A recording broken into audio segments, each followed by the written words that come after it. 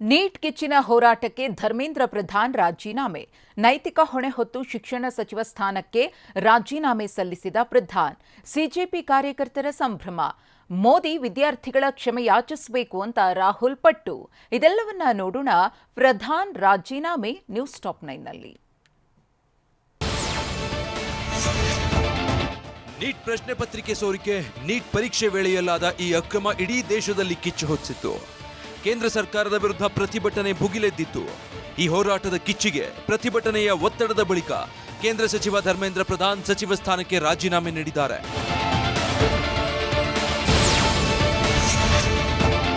ಕೇಂದ್ರ ಶಿಕ್ಷಣ ಸಚಿವ ಧರ್ಮೇಂದ್ರ ಪ್ರಧಾನ್ ರಾಜೀನಾಮೆಗೆ ಆಗ್ರಹಿಸಿ ಭಾರಿ ಪ್ರತಿಭಟನೆಗಳು ನಡೆದಿದ್ವು.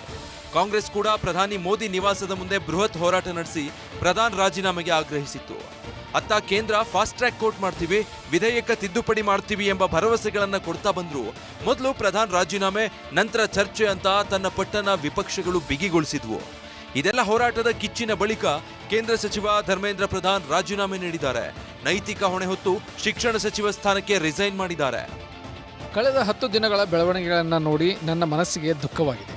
ಇದು ನನಗೆ ವೈಯಕ್ತಿಕ ಪ್ರತಿಷ್ಠೆಯ ವಿಷಯವಲ್ಲ.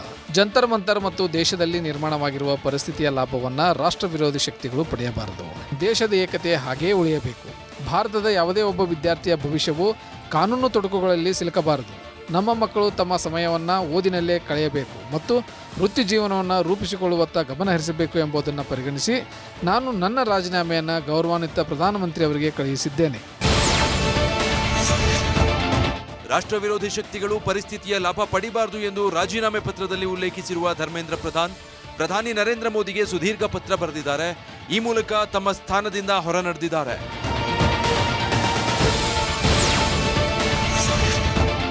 ಧರ್ಮೇಂದ್ರ ಪ್ರಧಾನ್ ರಾಜೀನಾಮೆ ನೀಡುತ್ತಿದ್ದಂತೆ ಅತ್ತ ಸಿಜೆಪಿ ಕಾರ್ಯಕರ್ತರು ಸಂಭ್ರಮಿಸಿದ್ದಾರೆ.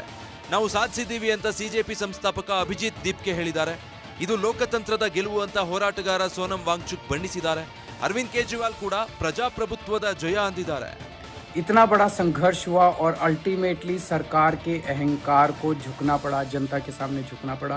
ये बहुत बड़ी जीत है, पूरे जनतंत्र की जीत है, डेमोक्रेसी की जीत है. और सरकार को भी अब समझ लेना चाहिए कि आपको जनता की सुननी पड़ेगी.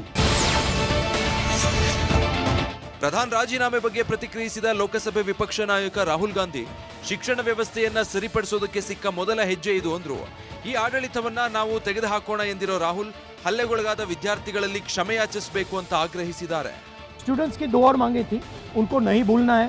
पहली मांग, जिन लोगों ने स्टूडेंट्स पर आक्रमण किया, अटैक किया, मारा, इम्प्लीमेंटर्स एंड ऑर्गेनाइजर्स दोनों पर कार्रवाई होनी चाहिए और विजिबल कार्रवाई होनी चाहिए. स्टूडेंट्स को दिखना चाहिए कि ये लोग इस कारण पनिश हुए हैं. और दूसरी बात, जो मेन ऑपरेटर हैं सिस्टम के नरेंद्र मोदी जी, उनको हिंदुस्तान के स्टूडेंट्स से अपोलोजाइज करना. ರಾಜ್ಯಸಭೆ ವಿಪಕ್ಷ ನಾಯಕ ಮಲ್ಲಿಕಾರ್ಜುನ್ ಖರ್ಗೆ ಟ್ವೀಟ್ ಮಾಡಿದ್ದಾರೆ. ಇದು ಮೋದಿಯವರ ಹಠಮಾರಿತನದ ಸೋಲು ಅಂತ ಬರೆದುಕೊಂಡಿದ್ದಾರೆ. ಭಾರತದ ವಿದ್ಯಾರ್ಥಿಗಳ ಪ್ರತಿಧ್ವನಿ ಕೊನೆಗೂ ಅಹಂಕಾರಿ ಅಧಿಕಾರದ ಹೊಸ್ತಿಲನ್ನ ತಲುಪಿದೆ. ಶಿಕ್ಷಣ ವ್ಯವಸ್ಥೆಯನ್ನ ಸರಿಪಡಿಸಲು ದೇಶಾದ್ಯಂತ ಬೀದಿಗಿಳಿದು ಧ್ವನಿ ಎತ್ತಿದ ನಮ್ಮ ಲಕ್ಷಾಂತರ ಯುವಕರ ಗೆಲುವು ಇದು ಸತ್ಯದ ಗೆಲುವು ಮತ್ತು ಪ್ರಧಾನಿ ಮೋದಿಯವರ ಹಠಮಾರಿತನದ ಸೋಲು.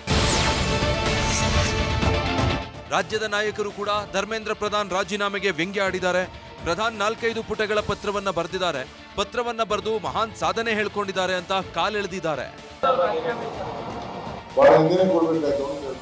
ಮೇ 15ನೇ ತಾರೀಕು ಪೇಪರ್ ಲೀಕ್ ಆಯಿತು. ಇವ್ರು ರಾಜೀನಾಮೆ ಕೊಟ್ಟಿದ್ದು ಜುಲೈ 25ನೇ ತಾರೀಕು. 3.5 ತಿಂಗಳು ಸ್ವಾಮಿ, 3.5 ತಿಂಗಳು ನಾನು ಏನೂ ಮಾಡೇ ಇಲ್ಲ ಅಂತ ಹೇಳಿದವರು ಇವತ್ತು ರಾಜೀನಾಮೆ ಕೊಟ್ಟಿದ್ದಾರೆ. ಪುಟಗಳ ಪತ್ರ ಬರೆದು ಅವರ ಮಹಾನ್ ಸಾಧನೆ ಅಂತೇಳಿ ಹೇಳ್ಕೊಳ್ಳಕ್ಕೆ ಹೋಗಿ ನಗೆಪಾಟಿಗೆ ಈಡಾಗಿದೆ. ಈ ಬೆಳವಣಿಗೆಗಳ ನಡುವೆ ಕೇಂದ್ರ ಗೃಹ ಸಚಿವ ಅಮಿತ್ ಶಾ ಪ್ರಧಾನಿ ಮೋದಿ ಅವರನ್ನ ಭೇಟಿಯಾಗಿದ್ದಾರೆ. ಮತ್ತೊಂದು ಕಡೆ ನೀಟ್ ಅಕ್ರಮವನ್ನ ಸರ್ಕಾರ ಗಂಭೀರವಾಗಿ ತೆಗೆದುಕೊಂಡಿದೆ ಅಂತ ಪ್ರಹ್ಲಾದ್ ಜೋಶಿ ಹೇಳಿದ್ದಾರೆ. ಇನ್ನೂ ಬೇಳೆ ಬೇಯಿಸಿಕೊಳ್ಳಲು ಷಡ್ಯಂತ್ರ ನಡೀತಾ ಇದೆ ಅಂತ ಕಾಂಗ್ರೆಸ್ ವಿರುದ್ಧ ವಿಜಯೇಂದ್ರ ಗುಡುಗಿದ್ರು. ಈ ಎಲ್ಲ ಒಂದು ವಿಷಯದಲ್ಲಿ ಭಾರತ ಸರ್ಕಾರ ಯಾವುದೇ ರೀತಿಯಾದಂಥ ಕ್ಯಾಶುವಲ್ ಅಪ್ರೋಚ್ ನಾವು ಮೊದಲಿಂದನೂ ಮಾಡಿಲ್ಲ. We have taken this very seriously. ತಮ್ಮ ರಾಜಕೀಯ ಬೇಳೆನ ಬೇಯಿಸ್ಕೊಳ್ತಕ್ಕಂಥ ಷಡ್ಯಂತ್ರ ಕುತಂತ್ರಗಳು ನಡೀತಾ ಇದ್ದಾವೆ. ಕೇಂದ್ರ ಸರ್ಕಾರದ ಜೊತೆಗೆ ಸಿಜೆಪಿ ವಕ್ತಾರರ 3ನೇ ಸುತ್ತಿನ ಮಾತುಕತೆ ನಡೆಯಿತು.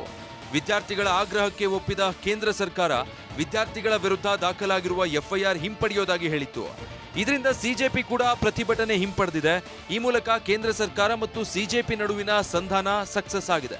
ಅಲ್ಲಿಗೆ ದೇಶಾದ್ಯಂತ ಹೊತ್ತಿ ಉರಿದಿದ್ದ ನೀಟ್ ಕಿಚ್ಚು ತಣ್ಣಗಾಗಿದೆ. ಇನ್ನೇನಿದ್ರೂ ಪ್ರಶ್ನೆ ಪತ್ರಿಕೆ ಸೋರಿಕೆ ಮಾಡುವ ಲೀಕಾಸುರರ ಹೆಡೆಮುರಿ ಕಟ್ಟಲು ಕೇಂದ್ರ ಸರ್ಕಾರ ಕಠಿಣ ಕಾನೂನು ತರಲು ದಿಟ್ಟ ಹೆಜ್ಜೆ ಇಟ್ಟಿದೆ.